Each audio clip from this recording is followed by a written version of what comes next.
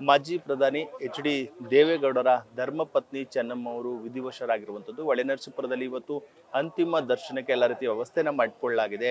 ಸಹಸ್ರಾರು ಸಂಖ್ಯೆಯಲ್ಲಿ ಅಭಿಮಾನಿಗಳು, ಸಾರ್ವಜನಿಕರು ಬಂದು ಅವರ ಅಂತಿಮ ದರ್ಶನವನ್ನು ಕೂಡ ಪಡಿತಾ ಇದ್ದಾರೆ. ಅದರ ಜೊತೆಗೆ ವಿಜಯಪುರದ ಜಿಲ್ಲೆಯಿಂದ ಅವರ ಅಭಿಮಾನಿ ಒಬ್ರು ಕೂಡ ಬಂದಿರುವಂಥದ್ದು. ನೇರವಾಗಿ ಮಾತನಾಡಿಸ್ತೀನಿ. ಸರ್, ವಿಜಯಪುರದಿಂದ ಚೆನ್ನಮ್ಮನವರ ಅಂತಿಮ ದರ್ಶನಕ್ಕೆ ಬಂದಿದ್ರಿ, ಏನು ಹೇಳ್ತೀರಾ ಸರ್?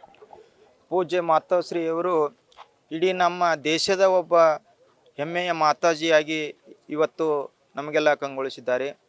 ನಮ್ಮ ಹೆಮ್ಮೆಯ ಮಾಜಿ ಪ್ರಧಾನಮಂತ್ರಿಗಳು ದೇವೇಗೌಡ ಅಪ್ಪಾಜಿಯವರ ಧರ್ಮಪತ್ನಿಯಾಗಿ, ಸನ್ಮಾನ್ಯ ಕುಮಾರಣ್ಣಾಜಿ ಅವರ ತಾಯಿಯಾಗಿ, ನಮಗೆಲ್ಲರಿಗೂ ಹೆತ್ತ ತಾಯಿಗಿಂತಲೂ ಹೆಚ್ಚು ಅವರು ಗೌರವಿಸಲ್ಪಡ್ತಕ್ಕಂಥ ಮಾತಾಜಿ. ಅವರ ಮನೆಗೆ ನಾನು ದೇವೇಗೌಡ ಅಪ್ಪಾಜಿಯವರ ಮನೆಗೆ, ಕುಮಾರಣ್ಣಜಿಯವರ ಮನೆಗೆ ಹೋದಾಗ ಆಗಾಗ ನಮಗೆ ಕಾಣಲು ಮಾತಾಜಿಯವರು ಸಿಗ್ತಾಯಿದ್ರು.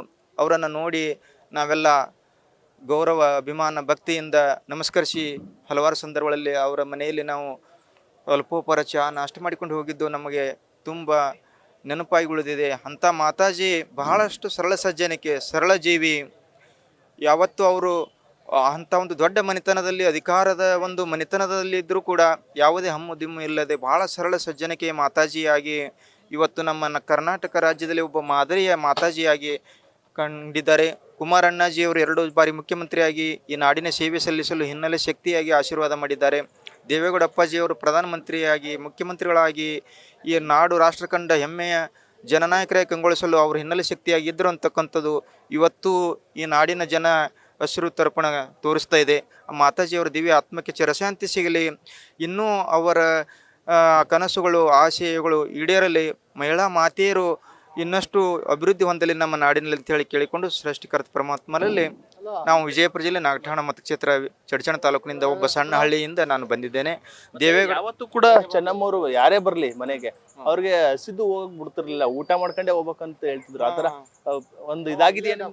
ಅದು ನಾವು ಒಂದು ಸಂದರ್ಭದಲ್ಲಿ ಹೋಗಿ ದೇವೇಗೌಡ ಅಪ್ಪಾಜಿ ಅವರಿಗೆ ನಾವು ಮನವಿ ಎಲ್ಲ ಕೊಟ್ಟು, ಮಾತಾಜಿ ಅವರು ದೂರದಲ್ಲಿ ಇದ್ದಾಗ ಅಲ್ಲಿ ಹೋಗಿ ಅವರಿಗೆ ನಮಸ್ಕಾರ ಮಾಡಿ ಕಾಲು ಬಿದ್ದಾಗ ಯಾವ್ರಪ್ಪಿ ಅಂತ ಹೇಳಿ ಮಾತಾಡಿಸಿ ನಮಗೆಲ್ಲ ಆಶೀರ್ವಾದ ಮಾಡಿದರು. ಚಹಾ ನಾಷ್ಟ ಮಾಡ್ಕೊಂಡು ಹೋಗಿರ್ಬೇಕಪ್ಪ ಅಂತ ಹೇಳಿದರು. ಬಹಳಷ್ಟು ಸರಳ ಜೀವಿಗಳು. ಸಾಕ್ಷಾತ್ ಕಿತ್ತೂರಾಣಿ ಚೆನ್ನಮ್ಮ ದೇವಿಯೇ ಇವತ್ತು ನಮ್ಮ ನಾಡಿನಲ್ಲಿ ಅವತರಿಸಿ ಬಂದಿರಬಹುದೇನೋ. ಅವರ ಸರಳ ಸಜ್ಜನಿಕೆ ನಾವು ಬಹಳಷ್ಟು ತುಂಬ ಹೆಮ್ಮೆ ಪಡುತ್ತೇವೆ, ಅವರನ್ನು ಸ್ಮರಣೆ ಮಾಡ್ತೇವೆ. ಅವರು ಚಿರಕಾಲ ದಿವ್ಯ ಆತ್ಮಕ್ಕೆ ಶಾಂತಿ ಸಿಗಲಿ ಅಂತ ಹೇಳಿ ನಾವು ಪ್ರಾರ್ಥಿಸ್ತೇವೆ. ಧನ್ಯವಾದಗಳು.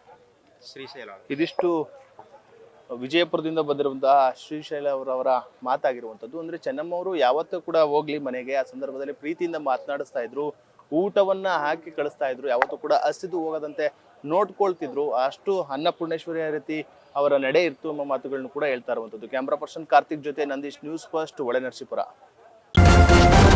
ನ್ಯೂಸ್ ಫಸ್ಟ್, ನಿರ್ಭೀತಿಯಿಂದ ನಿಮ್ಮ ಪರವಾಗಿ.